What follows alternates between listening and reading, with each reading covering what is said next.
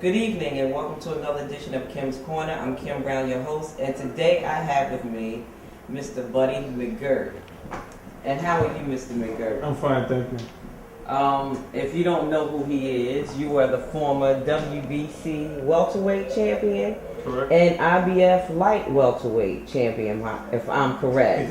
Yes. All right, so tell us a little bit about yourself. I know you were born in Brentwood, New York. Yeah, born and raised in Brentwood, but I trained my professional career in Hoboken and Jersey City. Mm-hmm. I started in Hoboken for a year, then Jersey City. So Jersey was like my second home.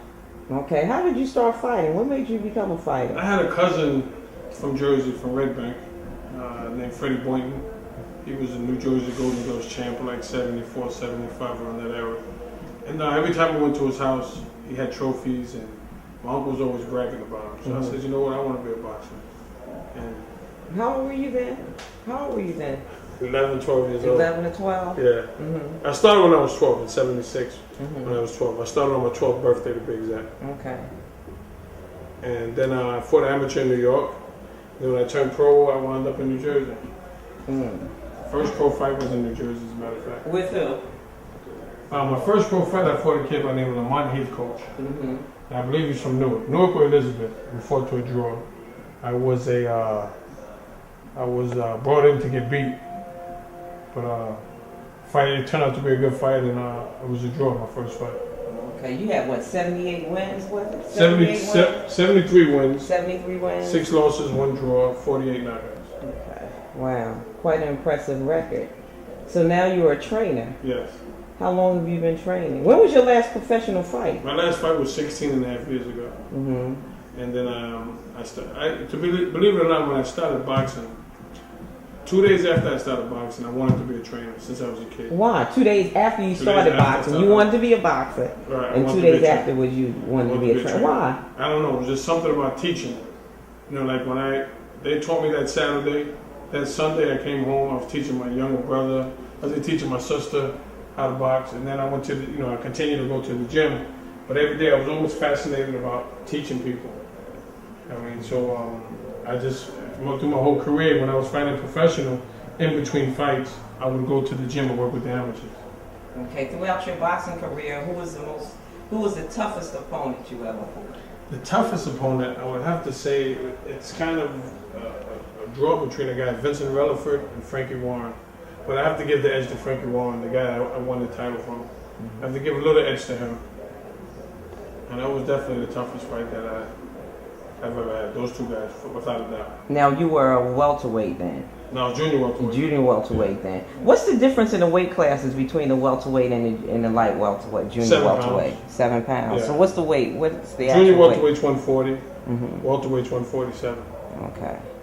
What were you most comfortable as fighting? 47. At welterweight. At welterweight. Yeah. Because getting down to 140 was tough. I mean, it was tough, but I just had to do a lot of sacrificing, but it paid off for me, so I can't complain. So I know now that you are a trainer, you said after 2 fights or something, after 2 days, you wanted to become a trainer. So I wanted to be a trainer. So now you're training. Who are some of the people that you trained? Antonio Tarver. I trained him to 3 world titles. He's the first man to knock out Roy Jones. Arturo Gatti. The late Vernon Forrest. I trained him back to a world title. Layla Ali, Oliver McCall, James Page, Nate Campbell, Joel Casamayor. Oh my God, it's a long list. So out of the ones you named, some of those became champions, weren't they? Oh yeah, all of them were champions. Mm-hmm. All of them were champions. I was blessed, to have worked with over 12 world champions. I had the most fun I had fun with all of them, but believe it or not, me and Antonio Tarver we had a ball, we had a great time. You know what I mean?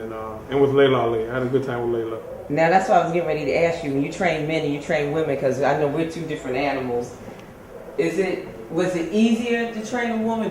No, it was harder. More difficult to It was train harder a woman? because she didn't want you to.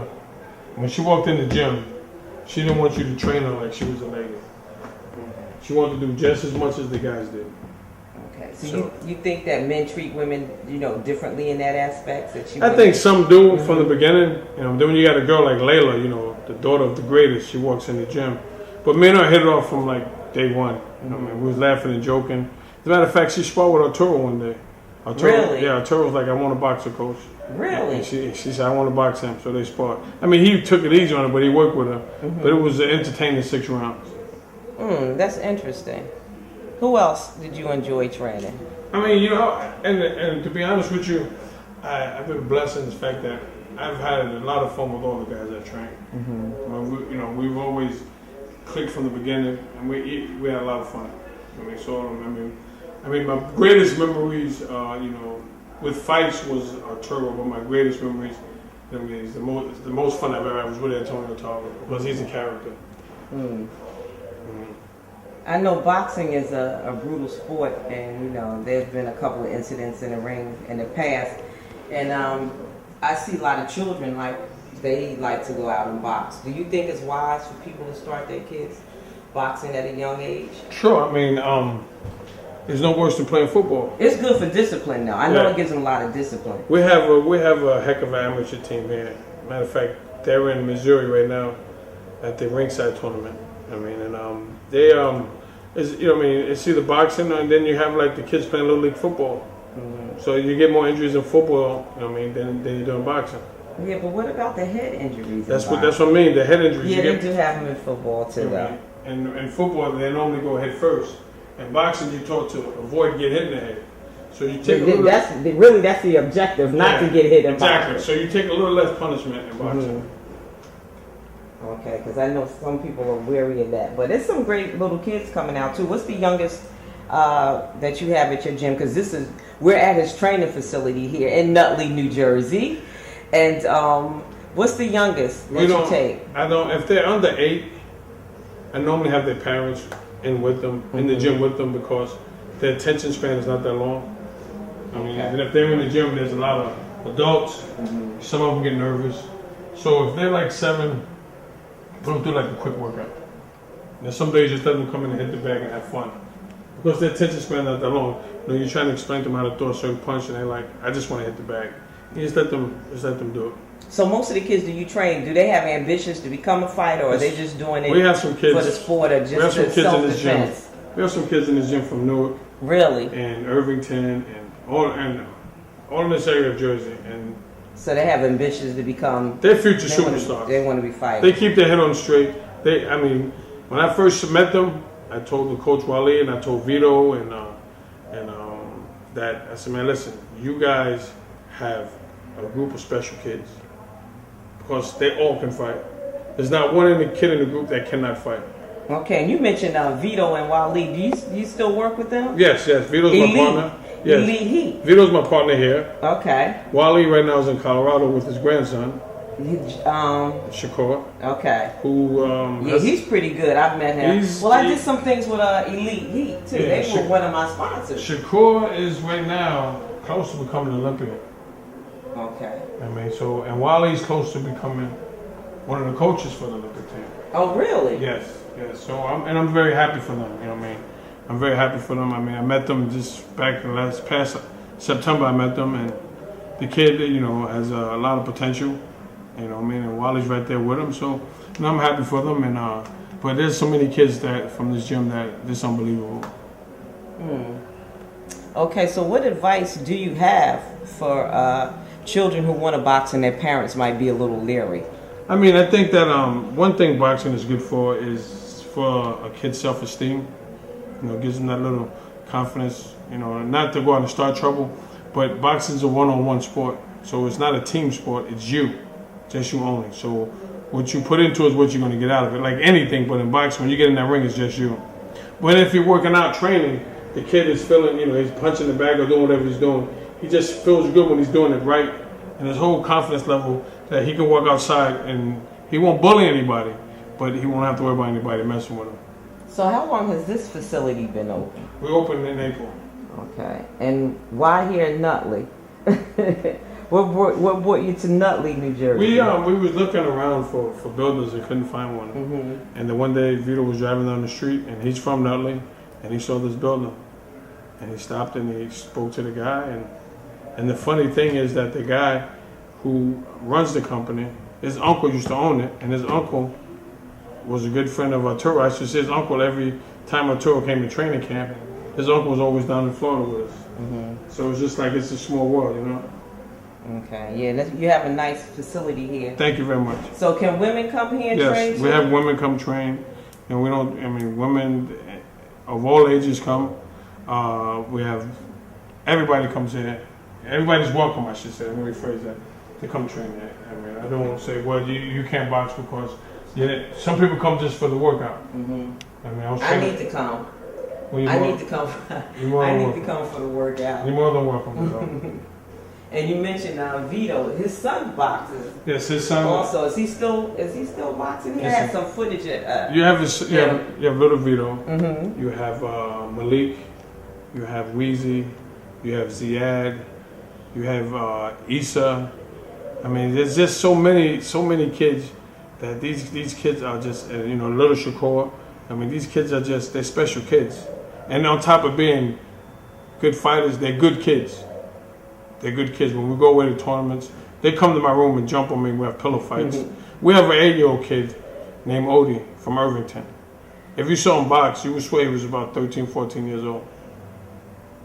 He's only 8 years old. Wow. I mean, him and little Vito are like two naturals.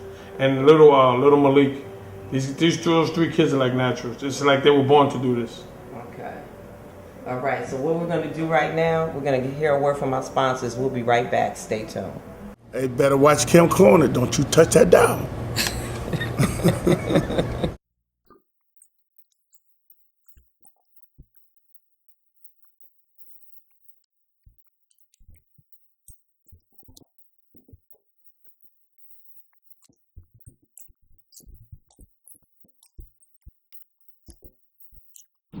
Growing up in these times, we as youth are so tired.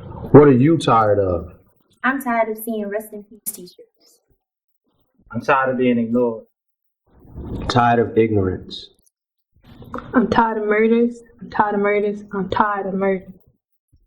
I'm tired of schools closing. Tired of the stereotypes. Tired of the achievement gap.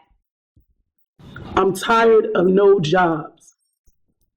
I'm tired of people getting bullied. How will you use your voice to help things get better in your community? What will you use your power for?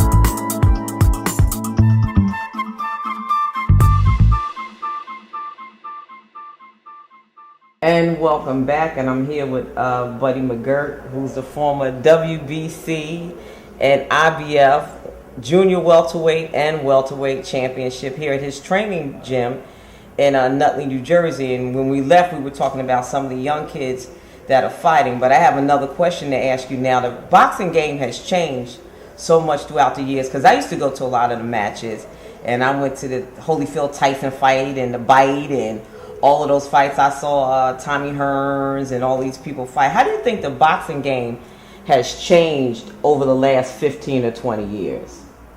I would say from 1998, 99, no good. Why? What happened? I think it's gotten to the point now where when I was fighting, TV controlled boxing. Now the fighters control TV. Okay. I mean, these guys pick and choose who they want to fight, and I think that's what's hurting the game. Finally, you got Mayweather stepping up. I was getting ready to ask you. Go ahead. You go ahead with that. We got Mayweather stepping up to fight Alvarez. Finally, we got a good fight. We got a fight that I would actually spend my money on and say, okay, I want to see this fight on pay-per-view. Now, was that fight on the 17th? Is that the one in September? September 15th. It's the 14th, sorry. September 14th. That's the one. And, finally he's stepping up. I mean, but then again, he's fought everybody they put in front of him. Mm-hmm. So I can't really blame Floyd. It's that, you know, a lot of these guys in boxing today, they're spoiled rotten. I'm just gonna give it to they're spoiled rotten. They don't have that tenacity. Mm-hmm. I mean, everybody wants to. They try to pimp in my eyes, in my opinion, they try to pimp the business. They don't give the fans what they deserve. The fans are paying their hard-earned money. You should go out there and fight the best to show the world, hey, I appreciate you supporting me. I'm going in and fight whoever's out there for me to fight. Not win a championship and just handpick your opponents.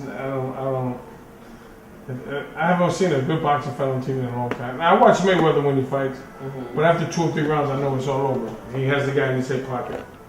I mean, I go to, people say, nah, but this guy, I said, man, listen, he might get Floyd trouble for 2 or 3 rounds. After that, Floyd figured him out, and it's a wrap. Who were some of your favorite boxers back in the day? Oh, wow. You know, as a kid, everyone loved Muhammad Ali, as a kid. But I grew up, I was blessed in the sense that I was able to be around a lot of the older fighters. Like, I spent time with the great Jersey Joe Walcott. Wow. You know what I mean? He used to come to the gym and watch. A lot of older fighters from Jersey used to come watch me train. A guy by the name of Charlie Fusari, who fought Sugar Ray Robinson, he used to come to the gym and watch me train. Rocky Graziano used to come watch me. Jake LaMotta used to come watch me. So I was blessed that I've had guys like that come. I spent time with people like that. But my favorite, I would have to say, would have been Sugar Ray Robinson. I think he's the best to ever do it. Really? There'd never be another Sugar Ray Robinson. What did you like? What impressed everything, you about him? Everything. He can box. He can punch. He fought everybody, and he never turned down a challenge. And he just did it all. He was a master.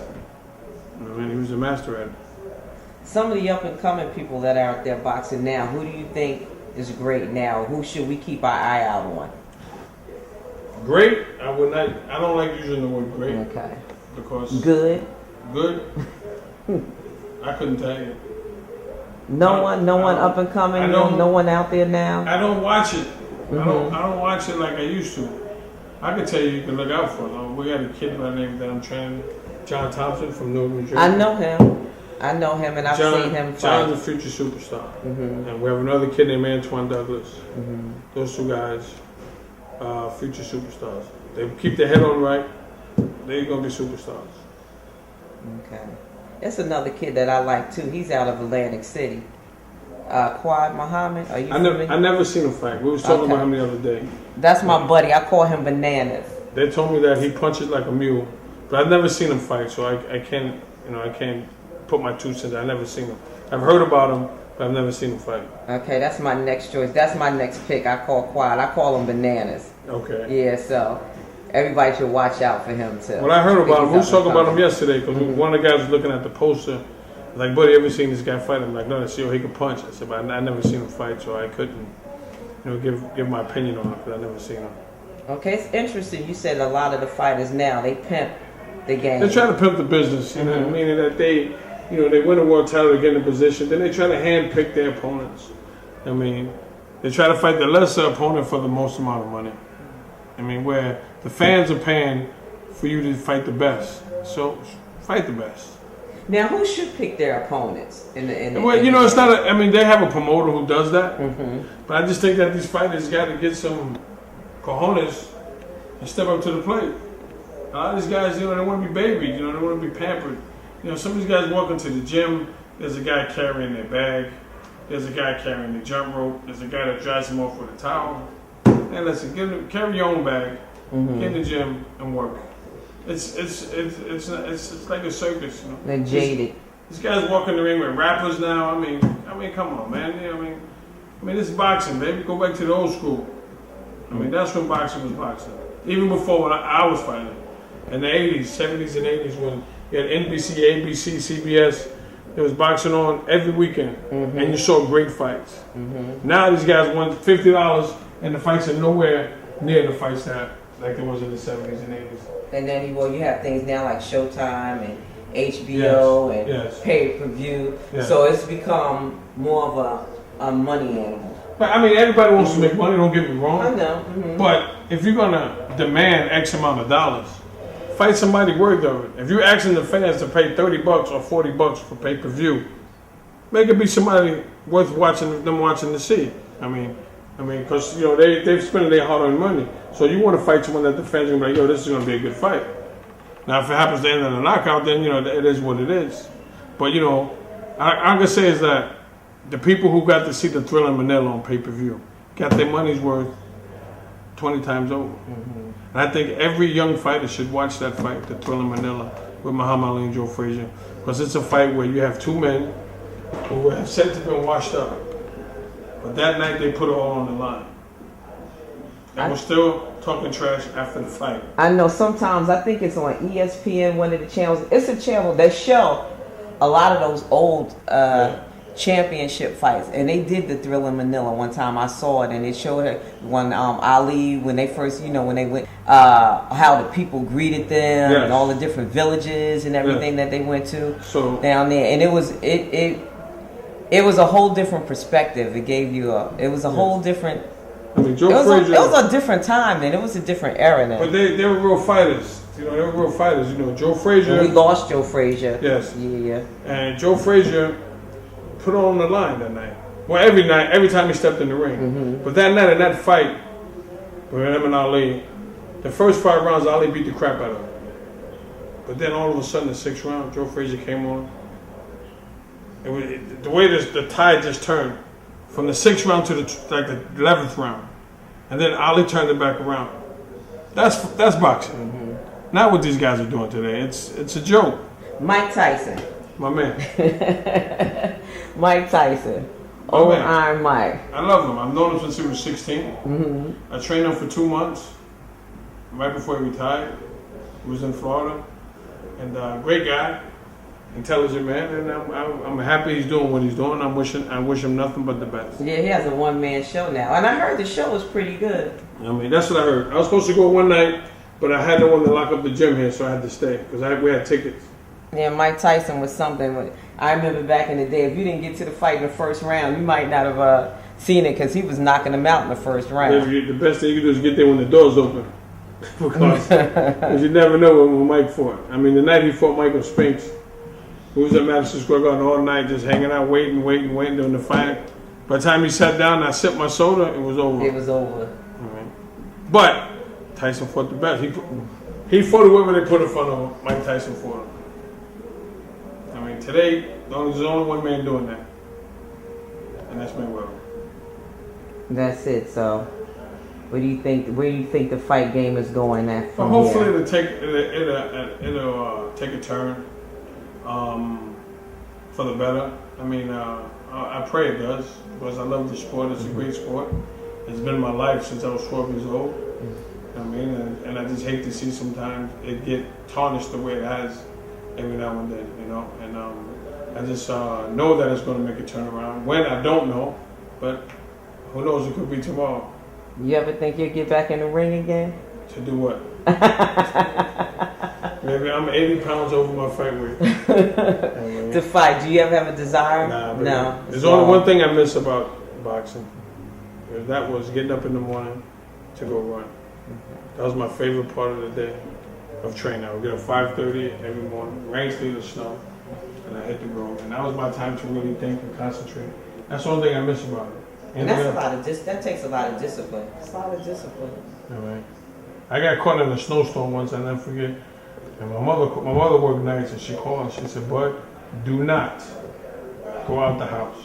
It's snowing like crazy." I looked out the window, it was snowing. I said, "But my opponent, it might not be snowing where he's at. He might be running." So I took off running.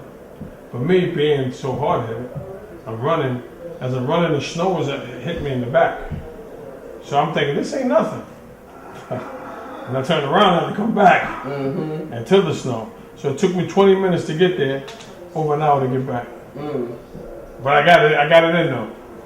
I got it in. Then I tried to get on the train to come to the gym in Jersey, but couldn't make it. My mother's like, the train ain't gonna make it. I'm like, Mom, I gotta get to the gym.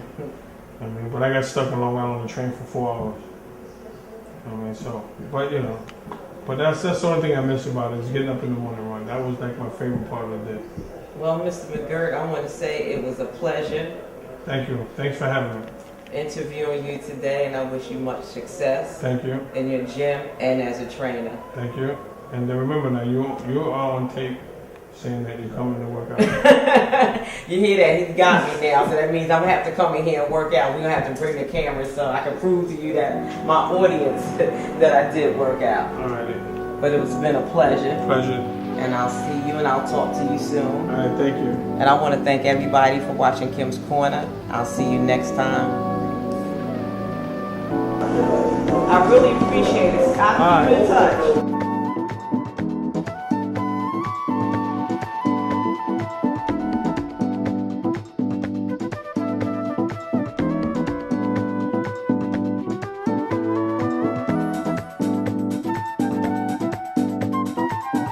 Fabulous.